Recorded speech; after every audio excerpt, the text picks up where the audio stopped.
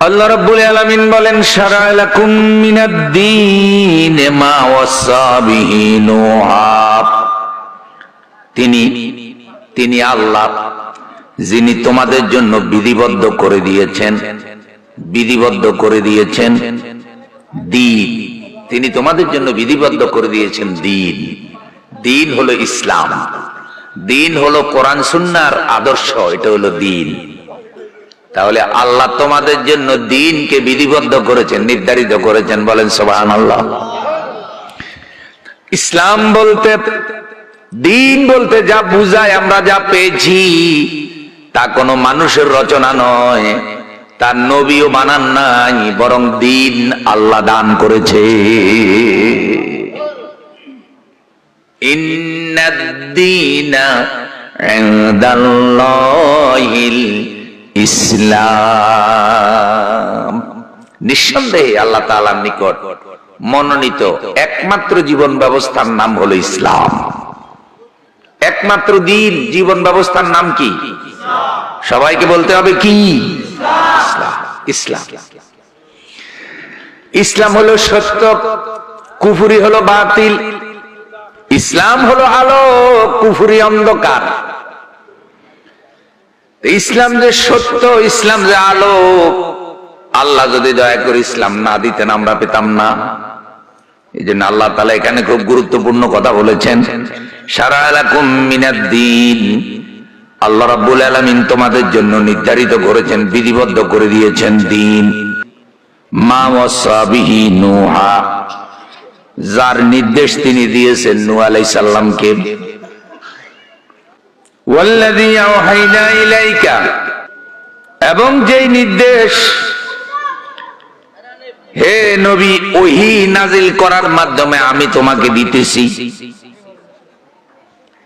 ওয়া মা ওয়াসাইনা বিহি ইব্রাহিমা ওয়া মূসা ওয়া ঈসা, একই নির্দেশ আমি দিয়েছিলাম মূসা আলাইহিস সালামকে, ঈসা আলাইহিস সালামকে। সেটা কি বলে দিয়েছি?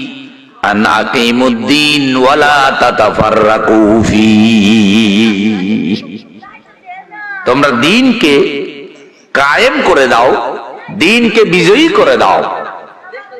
দ্বীন কায়েমের ব্যাপারে, দ্বীনকে বিজয়ী করে দেওয়ার ব্যাপারে তোমরা মতানৈক্য করিও না। এই কথাটা কার? আন আকিমুদ্দীন, দ্বীনকে কায়েম করে দাও। এই কথাটা বলার জন্য আল্লাহ কয়জন পয়গম্বরের রেফারেন্স এই আয়াতে দিয়েছেন একটু লক্ষ্য করেন। এক নম্বরে বলেছেন নির্দেশটা আমি নূহ আলাইহিস সালামকে দিয়েছি। তারপরে আল্লাহ আমাদের নবীকে বলেছেন, নবী তোমাকে কোরআনে ওহী নাযিল করার মাধ্যমে দিতেছি।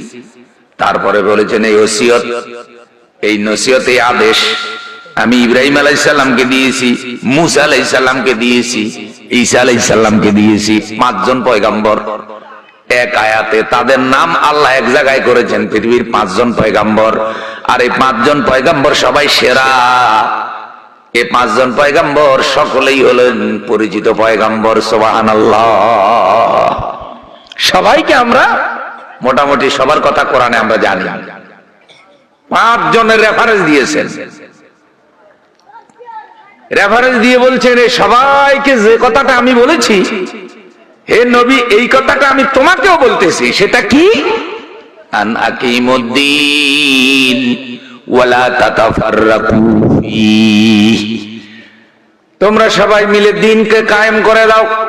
লা তাতাফাররাকু ফীহি, দ্বীন কায়েমের ব্যাপারে, দ্বীনকে বিজয়ী করে দেওয়ার ব্যাপারে মতানৈক্য করিও না।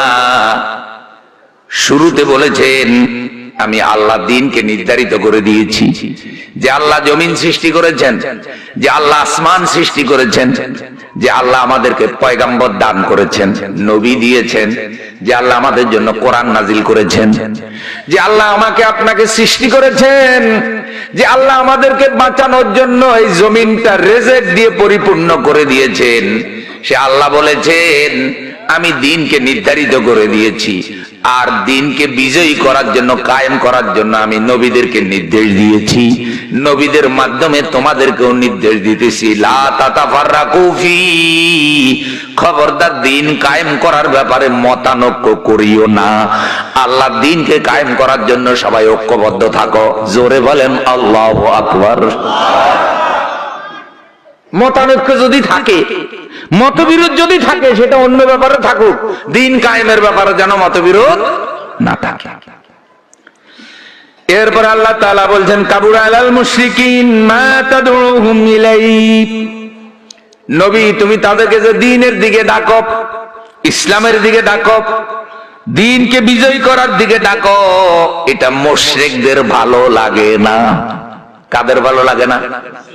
কাবুরা আলাল মুশরিকিন, এটা মুশরিকদের নিকটে বড় কষ্টদায়ক, বড় দুর্বিষহ, বড় যন্ত্রণাদায়ক।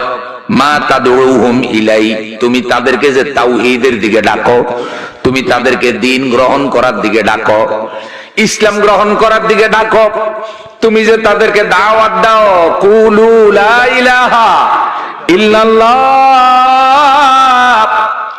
হে দুনিয়ার মানুষ সকলে মিলে বলো লা ইলাহা ইল্লাল্লাহ, আল্লাহ ছাড়া কোনো মালিক নাই, আল্লাহ ছাড়া কোনো মাবুদ নাই, আল্লাহ ছাড়া কোনো ইলাহ নাই, আল্লাহ ছাড়া কোনো আইনদাতা নাই, আল্লাহ ছাড়া কোনো বিধানদাতা নাই, সব ক্ষমতার মালিক তুমি যে এক আল্লাহর কর্তৃত্ব, এক আল্লাহর বিধিবিধান, এক আল্লাহর দেওয়া দ্বীনকে যে তুমি বিজয়ী করে দিতে চাও, এটা মুশরিকদের কাছে কষ্ট লাগে।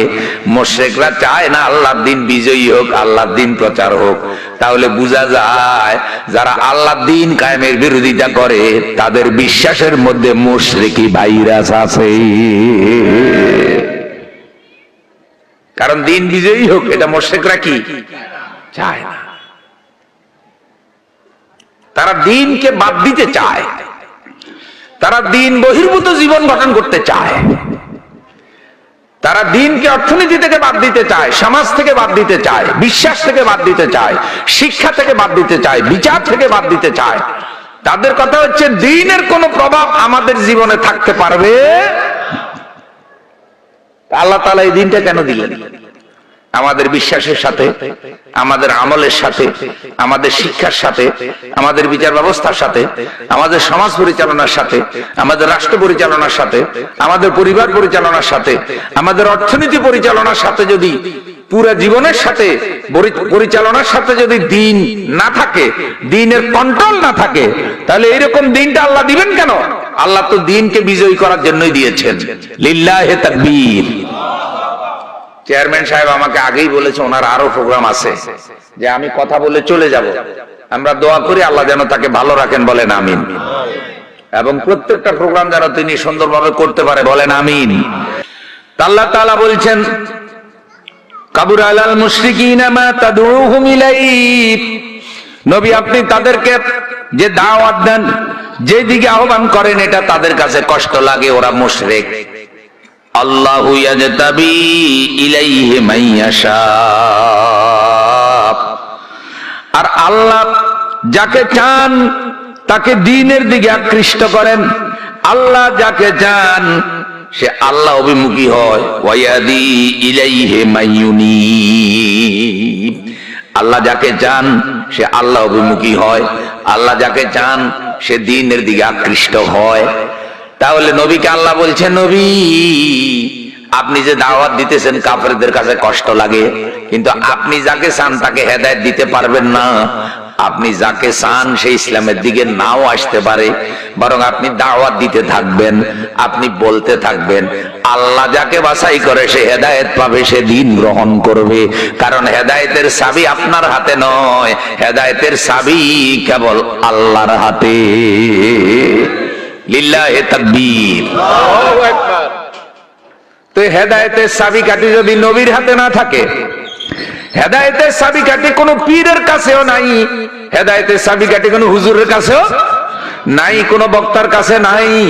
আমি বক্তৃতা করে জোর করে কাউকে হেদায়েত দিয়ে দিতে পারবো না, বরং বক্তা কোরআন হাদিসের কথাগুলি মানুষের কানে পৌঁছায় দেবে। আল্লাহ যাকে পছন্দ করে তার কাছে কোরআন হাদিসের কথা ভালো লাগবে, সে কোরআন হাদিস গ্রহণ করবে। আল্লাহ এবং আল্লাহ রসুলের তরিকা অনুযায়ী আমল করবে। আল্লাহ যাকে পছন্দ করবে না, তার কাছে নাচ গান ভালো লাগে, মদ নেশা ভালো লাগলেও কোরআন হাদিসের কথা ভালো লাগে না। এরকম ফসা কলব বলাও আছে না নাই? আল্লাহ আমাদের আত্মাকে কলবকে পবিত্র করে দেন, জোরে বলেন আমিন। এখন আমরা আলোচনার আরেকটু বিশ্লেষণের মধ্যে ঢুকবো। সারণ, শুরুতে আল্লাহ বলেছেন সারা লাকুম, বিধিবদ্ধ করে দিয়েছি। সারণ শব্দের অর্থ বেঁধে দেওয়া, পরিভাষায় নিয়ম, বিধান, পদ্ধতি নির্ধারিত করে দেওয়াকে তাশরীঈ বলে। নিয়ম, বিধান, পদ্ধতি নির্ধারিত করে দেওয়াকে তাশরীঈ বলে। শরিয়ত, শরিয়ত বলি আমরা, শরিয়ত মানে আইনের সমষ্টি। আইনের সমষ্টিকে বলে শরিয়ত। আইন যিনি দান করেন তাকে বলে শারে। তো শারে হলেন আল্লাহ, শরীয়ত প্রণেতা হলেন আল্লাহ, শরীয়তের প্রচারক হলেন মুহাম্মাদুর রাসূলুল্লাহ। শরীয়ত হলো কতগুলো আইনের সমষ্টি, বিধানের সমষ্টি, আর সে সব আইন কানুন আছে কোরআনুল কারীমে। অতএব কোরআনুল কারীম হলো শরীয়তের মূল উৎস। কোরআন বাদ দিলে শরীয়তের অস্তিত্ব থাকে না।